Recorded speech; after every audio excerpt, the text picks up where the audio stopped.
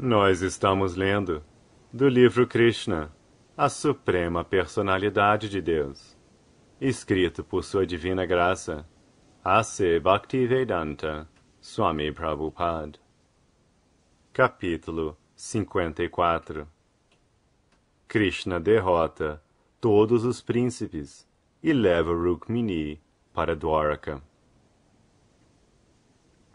Todos os príncipes, liderados por Jarasandha, ficaram muito irritados com o fato de Krishna ter raptado Rukmini.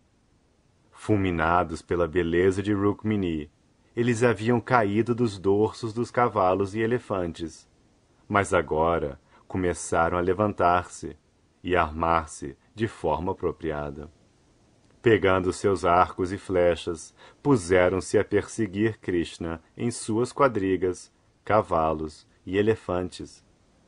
Para impedir seu avanço, os soldados da dinastia Yadu voltaram-se e os enfrentaram. Assim começou uma luta terrível entre os dois grupos beligerantes. Os príncipes contrários a Krishna, liderados por Jarasandha, todos peritos na luta, disparavam suas flechas contra os soldados Yadus, assim como uma nuvem despenca torrentes de chuva sobre a superfície de uma montanha. Formada na superfície de uma montanha, a nuvem não se movimenta muito, e por isso a força da chuva é muito maior sobre uma montanha do que em qualquer outro lugar. Os príncipes contrários estavam determinados a derrotar Krishna e recapturar Rukmini de sua custódia, e lutaram com ele tão severamente quanto possível.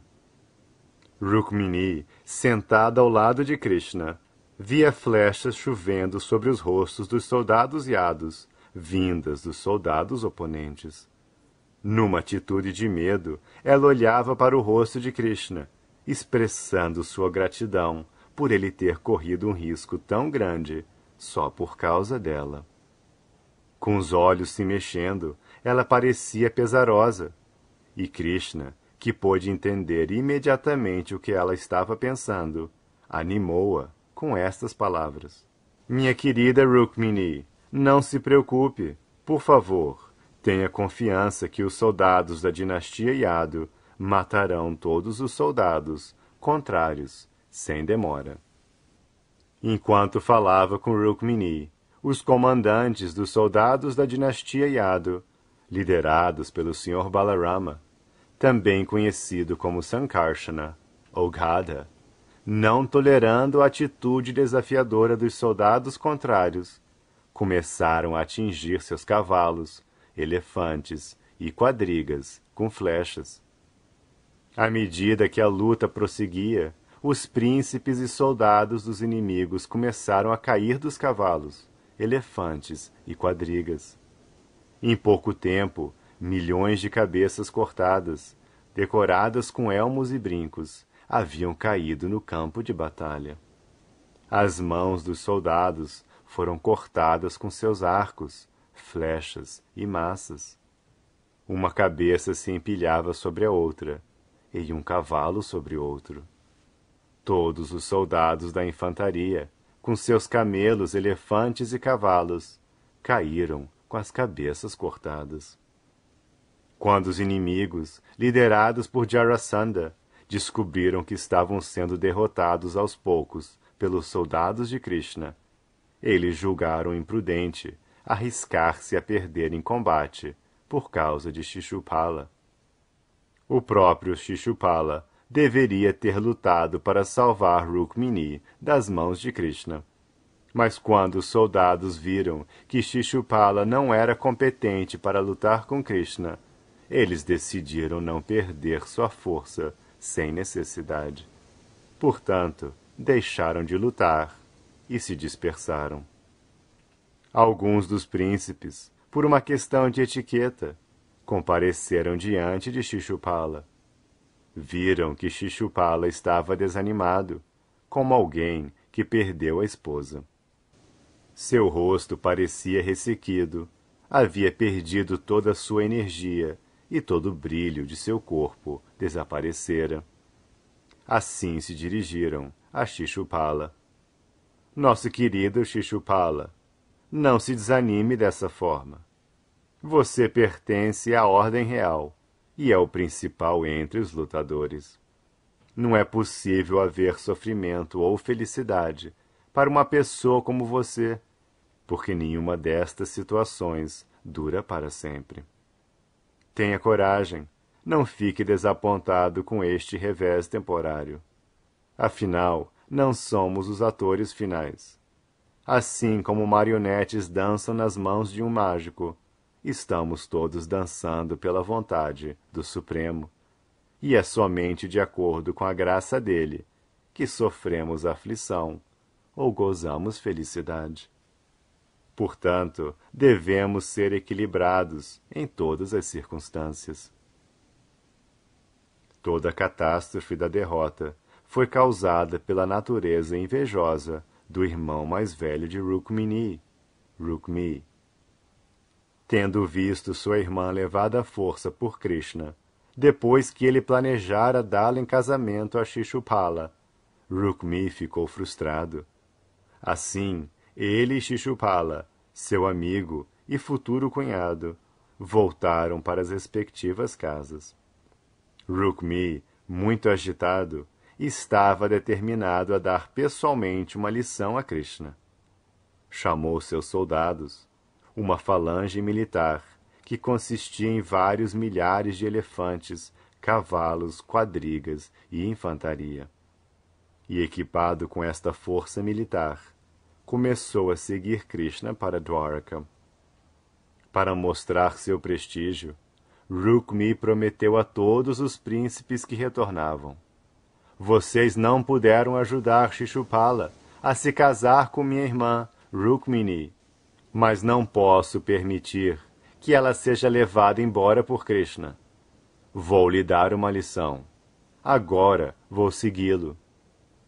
Ele se apresentava como um grande comandante e prometeu diante de todos os príncipes: a não ser que eu mate Krishna na luta e retire minha irmã das garras dele, não regressarei à minha capital, Kundina. Faço esta promessa diante de todos vocês e vou cumpri-la. Depois de vibrar assim estas palavras jactanciosas, Rukmi subiu logo em sua quadriga e mandou seu quadrigário perseguir Krishna. Ele disse: quero lutar com ele imediatamente. Este vaqueirinho ficou orgulhoso de sua maneira ardilosa de lutar com os Kshatriyas. Mas hoje vou lhe dar uma boa lição. Porque ele teve a audácia de raptar minha irmã, eu, com minhas flechas afiadas, lhe ensinarei lições muito boas mesmo. Assim, este homem sem inteligência, Rukmi, ignorante da extensão da força e das atividades da Suprema Personalidade de Deus, vociferou suas insolentes ameaças. Com grande estupidez, ele logo estava diante de Krishna, dizendo-lhe repetidamente: pare um minuto e lute comigo. Depois de dizer isso, ele tirou o arco e atirou 3 flechas com força contra o corpo de Krishna.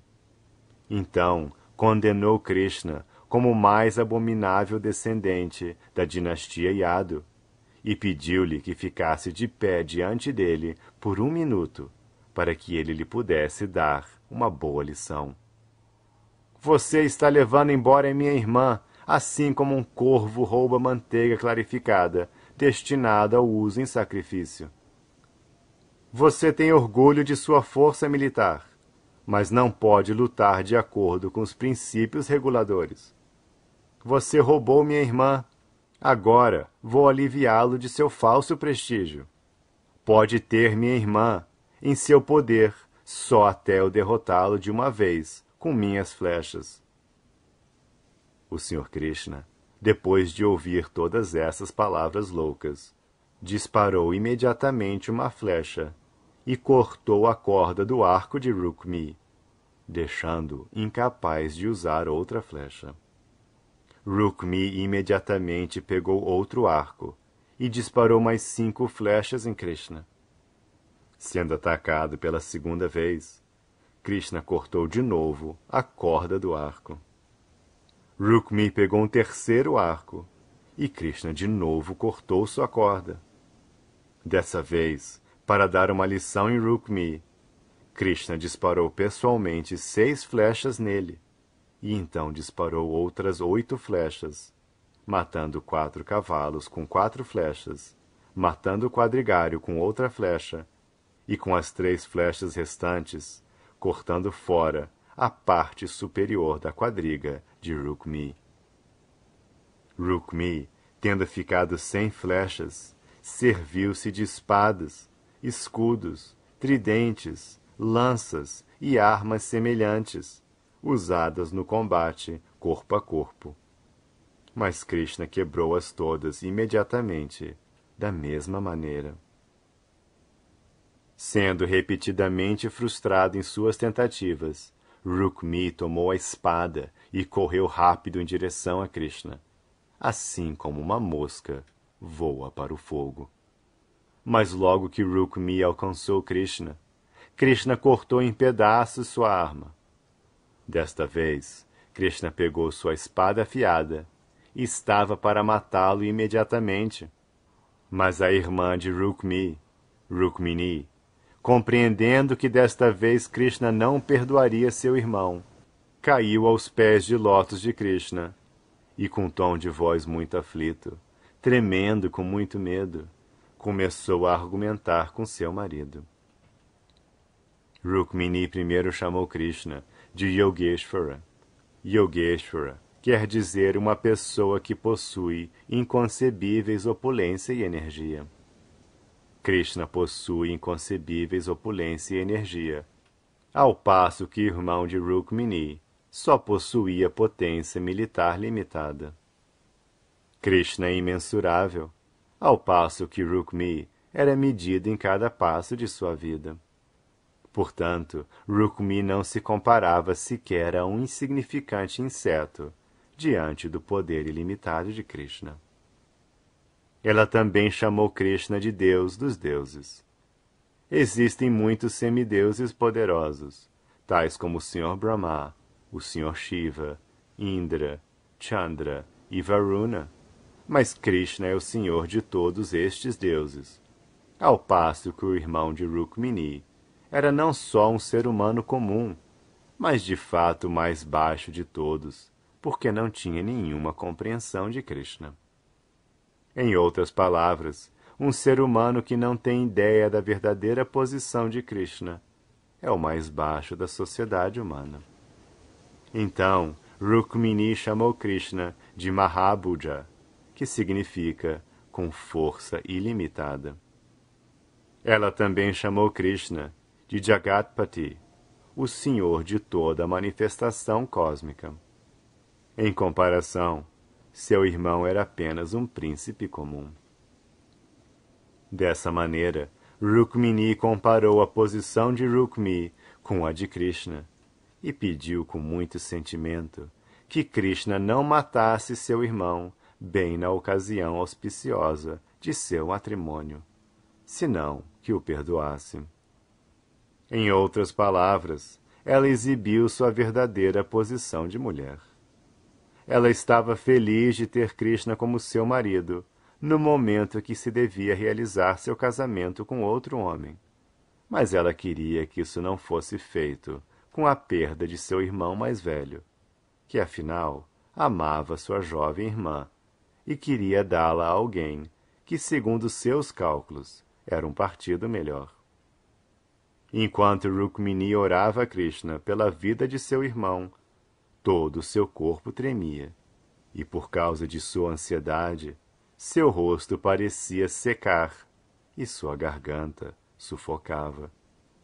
Devido a seu tremor, os ornamentos de seu corpo se soltaram e caíram, espalhando-se no chão. Dessa maneira, como estava muito perturbada, Rukmini caiu no chão, e o Sr. Krishna imediatamente sentiu compaixão e concordou em não matar o tolo Rukmini. Mas, ao mesmo tempo, queria lhe dar algum castigo leve. Então ele o amarrou com um pedaço de pano e cortou seu bigode, barba e cabelo, deixando algumas mechas de cabelo aqui e ali.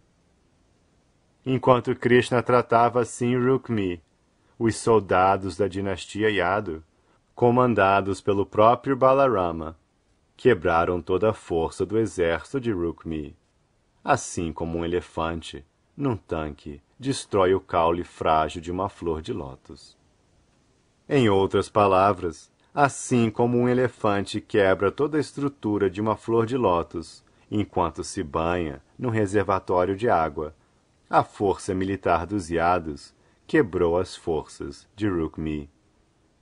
Quando os comandantes da dinastia Yadu voltaram para ver Krishna, ficaram todos surpresos ao verem o estado de Rukmi.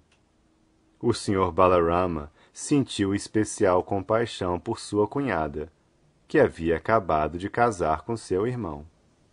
Para agradar Rukmini, Balarama desamarrou Rukmi pessoalmente, e para agradá-la ainda mais, sendo o irmão mais velho de Krishna, disse algumas palavras de censura.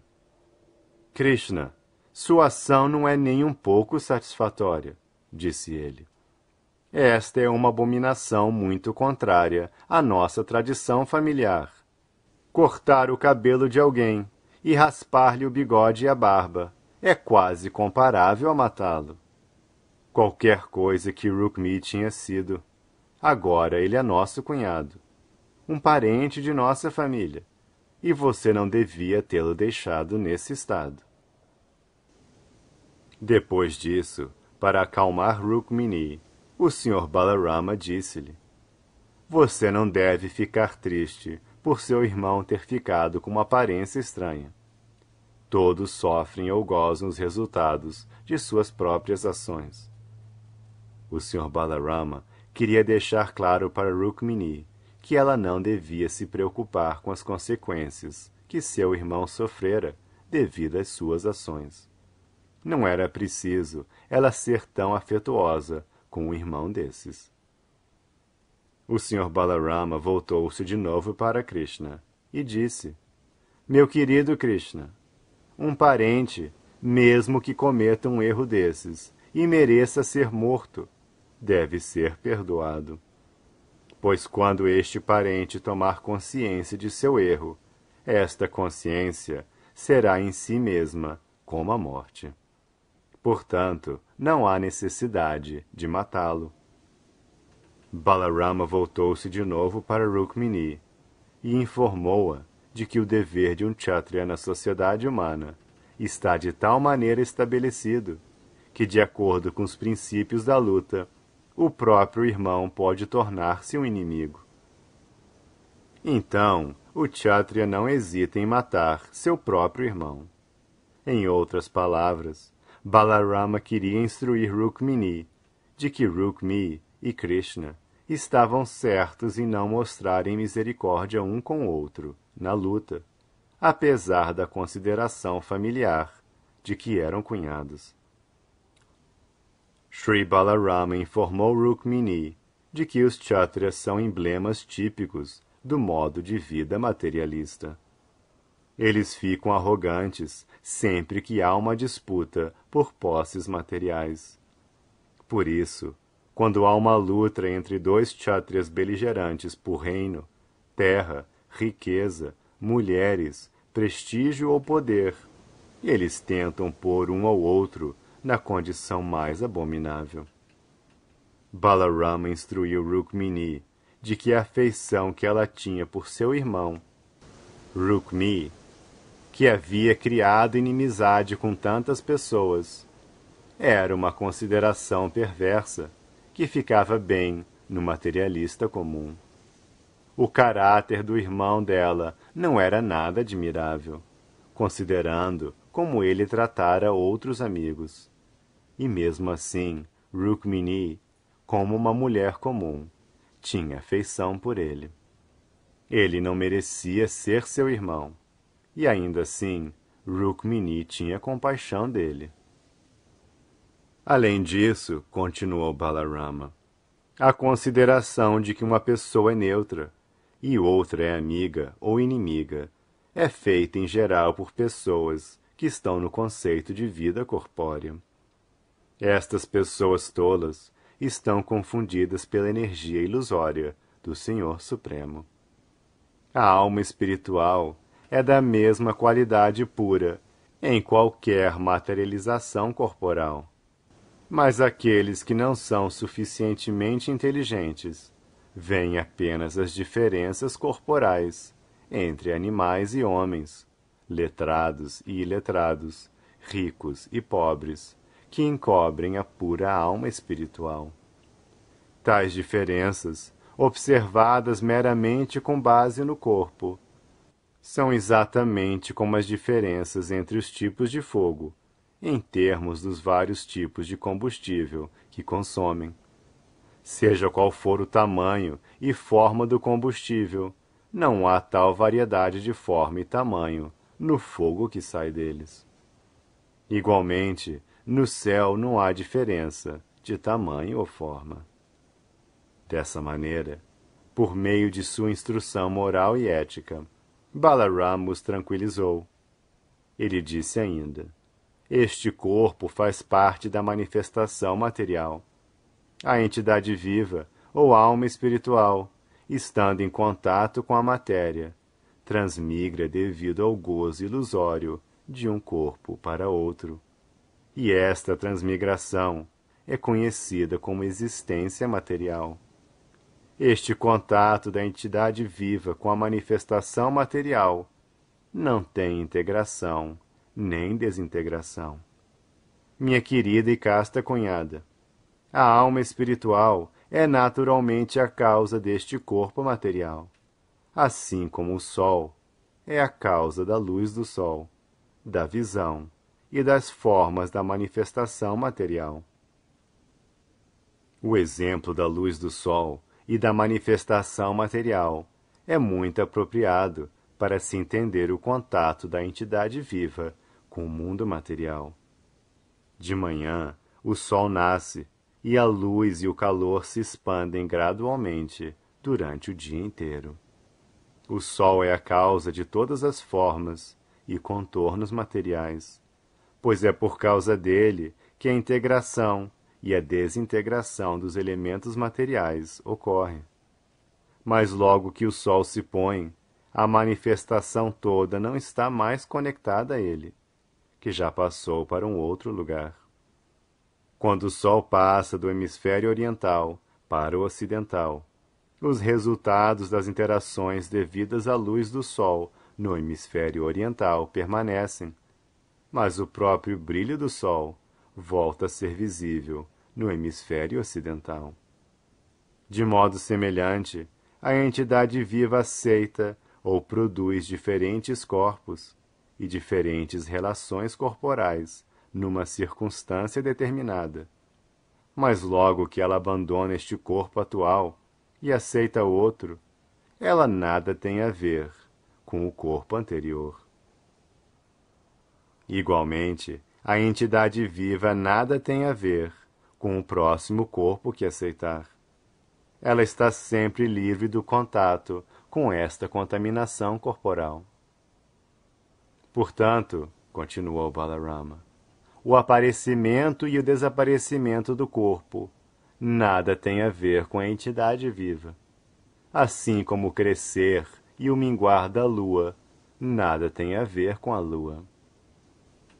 Quando a lua cresce, pensamos falsamente que a lua se desenvolve, e quando ela mingua, pensamos que ela está diminuindo. De fato, a lua, como ela é sempre a mesma. Nada tem a ver com as atividades visíveis de crescer e minguar. O Sr. Balarama continuou. A consciência da existência material pode ser comparada ao dormir e ao sonhar. Quando um homem dorme, ele sonha com muitos acontecimentos irreais, e como resultado do sonho, ele se sujeita a diferentes espécies de sofrimento e felicidade. Semelhantemente, Quando uma pessoa está no sonho da consciência material, ela sofre os efeitos de aceitar um corpo e abandoná-lo de novo na existência material. Oposta a esta consciência material está a consciência de Krishna. Em outras palavras, quando um homem se eleva à plataforma da consciência de Krishna, ele se livra deste falso conceito de vida. Dessa forma, Sri Balarama instruiu Rukmini e Krishna em conhecimento espiritual. Ele ainda falou à sua cunhada: Doce, sorridente Rukmini, não se aflija por motivos falsos, causados pela ignorância. É só por causa de ideias falsas que a pessoa se torna infeliz. No entanto, é possível remover imediatamente esta infelicidade através de conversas filosóficas sobre a verdadeira vida. Seja feliz somente neste nível.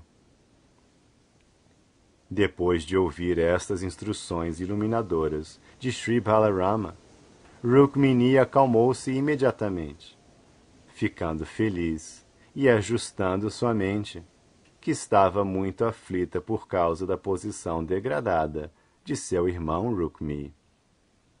Quanto a Rukmi, sua promessa não foi cumprida, nem sua missão teve sucesso. Ele viera de casa com seus soldados e a falange militar para derrotar Krishna e soltar sua irmã, mas ao contrário, ele perdeu todos os seus soldados e força militar. Ele estava pessoalmente degradado e muito infeliz. Mas pela graça do Senhor, ele pôde continuar vivendo até seu destino fixado. Por ser Kshatriya, ele podia se recordar de sua promessa de que não voltaria à sua capital, Kundina, sem matar Krishna, nem soltar sua irmã, coisas que ele não conseguira fazer. Por isso, irado, ele decidiu não voltar para sua capital. Construiu uma pequena cabana numa aldeia conhecida como Bodhakata, onde passou a morar até o fim de sua vida. Depois de derrotar todos os elementos contrários e tirar Rukmini à força, Krishna levou-a para sua capital, Dwarka, e então casou-se com ela, segundo o princípio ritual védico. Depois deste casamento, Krishna tornou-se o rei dos Yados em Dwarka. Por ocasião de seu casamento com Rukmini, todos os habitantes estavam felizes, e em cada casa houve grandes cerimônias.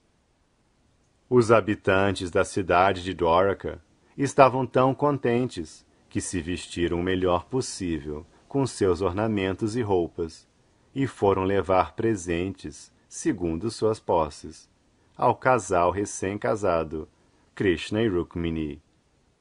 Todas as casas de Yadupuri, Dwarka, estavam enfeitadas com bandeiras, festões e flores. Cada casa tinha um portão extra especificamente preparado para esta ocasião, e de ambos os lados do portão havia grandes vasilhas cheias de água.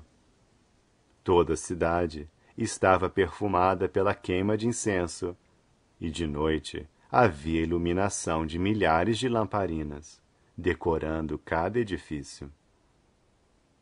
Toda a cidade tinha uma aparência jubilosa, por ocasião do casamento do Sr. Krishna com Rukmini. Em toda parte na cidade havia profusa decoração de bananeiras e árvores de noz de bétel.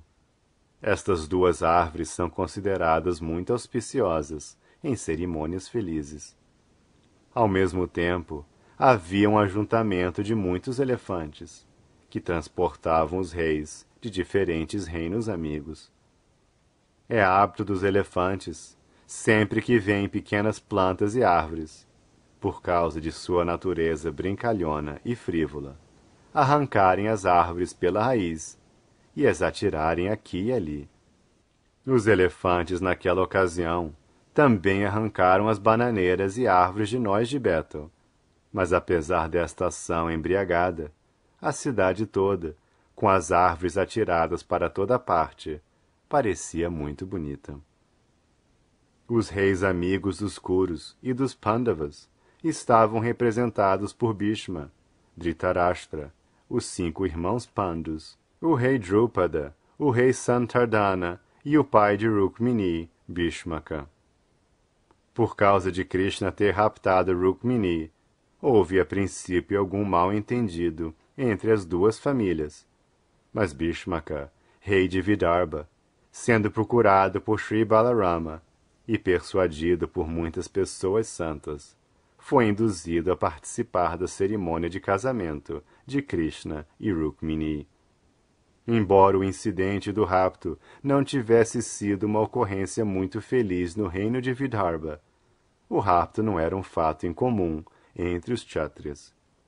O rapto era, na verdade, algo comum em quase todos os casamentos. De qualquer forma, o rei Bhishmaka estava desde o começo inclinado a entregar sua bela filha Krishna. De um modo ou de outro, seu objetivo fora alcançado, e assim ele ficou contente em participar da cerimônia de casamento, ainda que seu filho mais velho tivesse sido degradado na luta. Menciona-se no Padma Purana que Maharaj Nanda e os vaqueirinhos de Vrindavana assistiram à cerimônia de casamento. Os reis dos reinos de Kuru, Srinjaya, Kekaya, Vidarbha e Kunti vieram a Dwarka nesta ocasião, com toda a sua parafernália real. A história do rapto de Rukmini por Krishna foi transformada em poema, e leitores profissionais a recitavam em toda parte. Todos os reis reunidos, e especialmente suas filhas, ficaram maravilhados e muito contentes, ouvindo as atividades cavalheirescas de Krishna. Dessa forma, todos os visitantes, e também os moradores de Dwarka, estavam alegres, vendo Krishna e Rukmini juntos. Em outras palavras, o Senhor Supremo, o mantenedor de todos, e a deusa da fortuna estavam unidos, e todo o povo se sentia extremamente feliz. Neste ponto, encerram-se os significados Bhaktivedanta do capítulo 54 de Krishna, intitulado Krishna derrota os príncipes e leva Rukmini para Dwarka.